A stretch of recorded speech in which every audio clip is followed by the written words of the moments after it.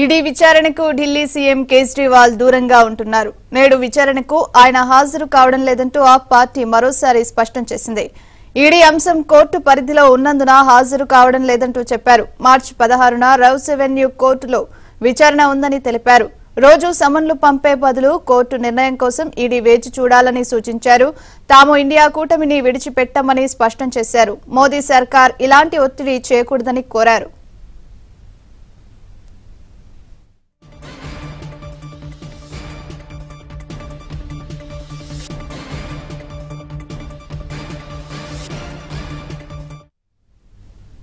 మరింత సమాచారాన్ని మా ఢిల్లీ బ్యూరో చీఫ్ కృష్ణ అందిస్తారు. కృష్ణ, కేజ్రీవాల్ ఈడీ సమన్లను తిరస్కరించారు.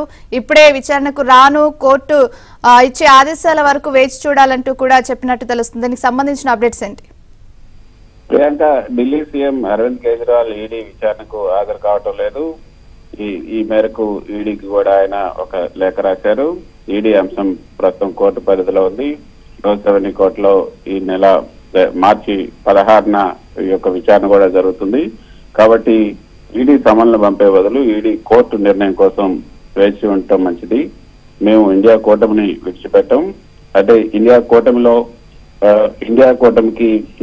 నుంచి బయటకు వస్తే ఈడీ కేసుల నుంచి బయటపడేస్తామంటూ బీజేపీ నేతలు పదే పదే చెప్తున్నారంటూ ఆప్ నేతలు ఆరోపిస్తున్న నేపథ్యంలో ఆమ్ ఆద్మీ పార్టీకి సంబంధించినటువంటి నేతలు ఇటువంటి ప్రకటనలు చేయడం ప్రాధాన్యతను సంతరించుకున్నారని చెప్పొచ్చు. మోడీ ప్రభుత్వం ఇలాంటి ఒత్తిడి చేయకుండా ఉండటమే మంచిదని కూడా ఆయన చెప్తూ ఉన్నారు.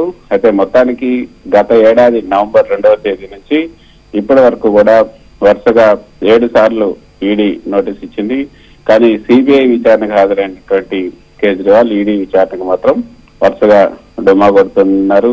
గత ఏడాది నవంబర్ 2వ తేదీ, డిసెంబర్ 21, జనవరి 3, జనవరి 18, ఫిబ్రవరి 2, ఫిబ్రవరి 19, ఫిబ్రవరి 22న చివరిగా 7వ నోటీసు కూడా ఇవ్వడం జరిగింది. సో దీనికి సంబంధించి ఇప్పటి వరకు కూడా కోర్టు ఏదైతే సిబిఐ ప్రత్యేక కోర్టు విచారణ మార్చి 16వ తేదీన ఉంది కాబట్టి అంతవరకు వేచి ఉండటం మంచిది అంటూ కేజ్రీవాల్ ఈడీకి రాసినటువంటి లేఖలో పేర్కొనడం జరిగింది. సో మరోసారి ఈడీ విచారణకు కేజ్రీవాల్ డుమ్మా కొట్టారు. మద్య విధానం, మనీ లాండరింగ్ కేసులో ప్రశ్నించేందుకు కేజ్రీవాల్ కు గత 4 నెలలుగా ఈడీ నోటీసు ఇస్తూ ఉంది. తనకు నోటీసులు ఇవ్వటం చట్టవిరుద్ధం, రాజకీయ కక్ష సాధింపులో భాగంగానే ఇవన్నీ చేస్తున్నారు. ముందస్తు కార్యక్రమాలు ఎన్నికల ప్రచారంలో ఉన్నప్పటికీ కూడా కోర్టు పరిధిలో ఉన్నటువంటి అంశం అంటూ వివిధ కారణాలతో కేజ్రీవాల్ గైరాజరవుతున్నారు. అయితే మరోపక్క ప్రియాంక, ఇదే కేసులో సిబిఐ ఏదైతే బీఆర్ఎస్ ఎమ్మెల్సీ కవితకు కూడా నోటీసులు ఇచ్చింది. రేపు 26వ తేదీన రావాల్సిందిగా కూడా సిబిఐ సమన్లో పేర్కొంది. కానీ సిబిఐకి కవిత కూడా లేఖ రాశారు. సిఆర్పి సెక్షన్ 41A కింద జారీ చేసినటువంటి నోటీసులను రద్దు చేయాలి లేదా ఉపసంహరించుకోవాలి. సో రేపు విచారణకు తను హాజరు కావడం లేదు. ముందే నిర్ణయించినటువంటి కార్యక్రమాలు ఉన్న రీత్యా ఈ నెల 26న విచారణకు హాజరు కావడం సాధ్యం కాదు అంటూ కవిత రాసినటువంటి లేఖలో పేర్కొన్నారు. ఒకవేళ తన నుంచి సిబిఐకి ఏమైనా ప్రశ్నలకు సమాచారం కావాలనుకుంటే వర్చువల్ పద్ధతిలో హాజరవడానికి కూడా తను అందుబాటులో ఉంటాయని ఆ లేఖలో పేర్కొన్నారు. సిఆర్పిసి సెక్షన్ 40A కింద నోటీసులు ఇవ్వడం సబబు కాదు. 2022 డిసెంబర్లో అప్పటి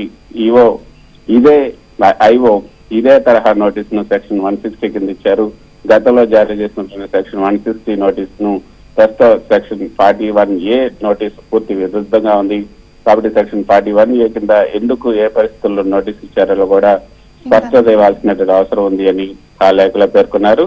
సో మొత్తానికైతే ఇటు కేజ్రీవాల్ అటు కవిత ఈడీ సిబిఐ విచారణలకు డుమ్మా కొడుతున్నటువంటి పరిస్థితి. మరి సిబిఐ ఈడీ ఏం చేస్తారు, తదుపరి విచారణ ఏ విధంగా చేస్తారు? సిబిఐ కోర్టు ద్వారానే ఇక ఈ యొక్క ఇద్దరికి కూడా ఇటు సిబిఐ అటు ఈడీ కోర్టు ద్వారానే నాన్ బెయిలబుల్ వారెంట్ తీసుకోవాలని కూడా భావిస్తున్నట్టుగా తెలుస్తుంది. దానిపైన ఈ రోజు స్పష్టత వచ్చే అవకాశం ఉంది.